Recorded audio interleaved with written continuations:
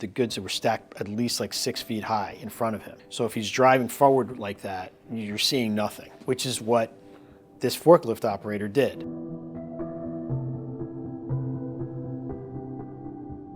My name is Fred Aranki. I'm a partner at the firm. Dan O'Toole and I handled the case. This was a case involving our client, who was a young man who had some issues in his past, let's say running afoul of the law. He turned his life around after that and had a daughter and was a very loving, caring father.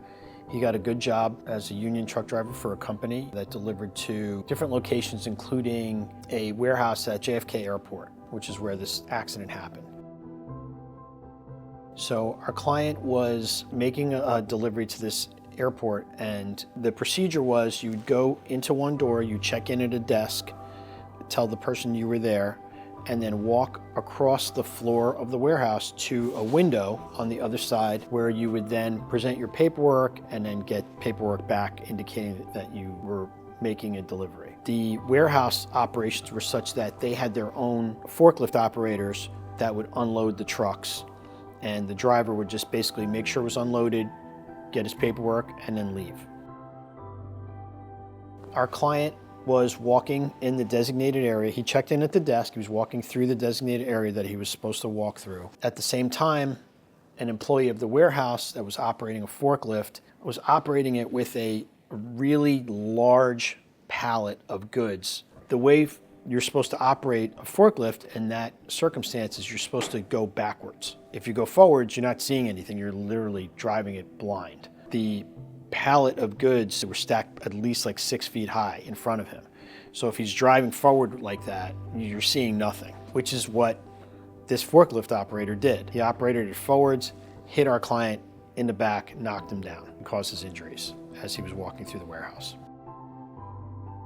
It was against the warehouse, the owner-operator of the warehouse. The arguments that we made were that they didn't properly designate a safe area for the drivers. They were literally making them walk through the warehouse where just forklifts are going back and forth all the time with these big loads on them. They didn't designate a proper area. They had an area that they had the people walk, but it was the same area where forklifts were going back and forth. So there was a better way to do it. And we had an expert in warehouse operations who laid it out for us, gave us a really strong argument as to why the warehouse operations were not proper. We went to the warehouse, we saw it in action, we brought our expert with us, and he was able to look at the way that they operated the warehouse and tell us exactly what they did wrong and how they could have made it more safe.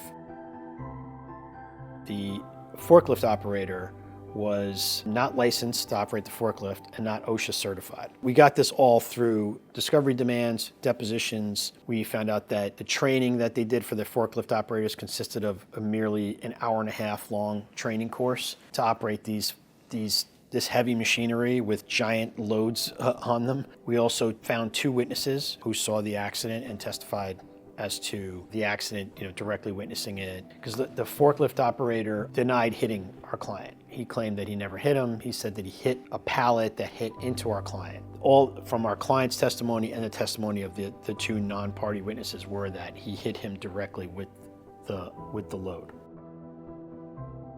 So our client had a lower back injury that resulted in a surgery, a fusion surgery, and he had a knee injury that resulted in arthroscopic knee surgery. And he was disabled from employment as a result of his injuries. I took the deposition of the forklift operator. He tried to defend himself and say that our client was walking in an area that he wasn't allowed to be walking in, which our client and the other 2 witnesses refuted. He was very evasive, he was very defensive, he wasn't credible at all. And his testimony went against all the other testimony that we had, including the non-party witness testimony. There's a lot of like he said, she said in lawsuits, as you can imagine. So when you can get a witness who has no stake in the case, like a non-party witness who just happened to see what happened, who can testify on your behalf, it makes a huge difference.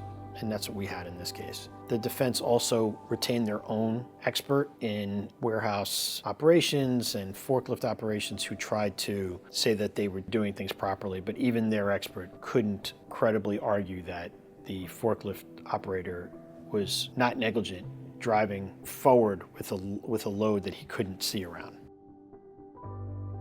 Once we got through discovery, You just have to know what to ask for and find your witnesses, make sure you're taking their depositions, and just make sure you're discrediting the defendant. Once we did all that, it was not a case they were fighting very hard on liability, as I recall, once all the evidence actually came out. We really believed in the redemption story that we were going to tell at trial. People make mistakes. He was a client who had served time in prison. That fact was most likely going to be heard by the jury, but we really liked the way that he turned his life around after he got out, was more concerned about caring for his family members and his child than anything else. He was working, joined a union, and just a contributing member of society.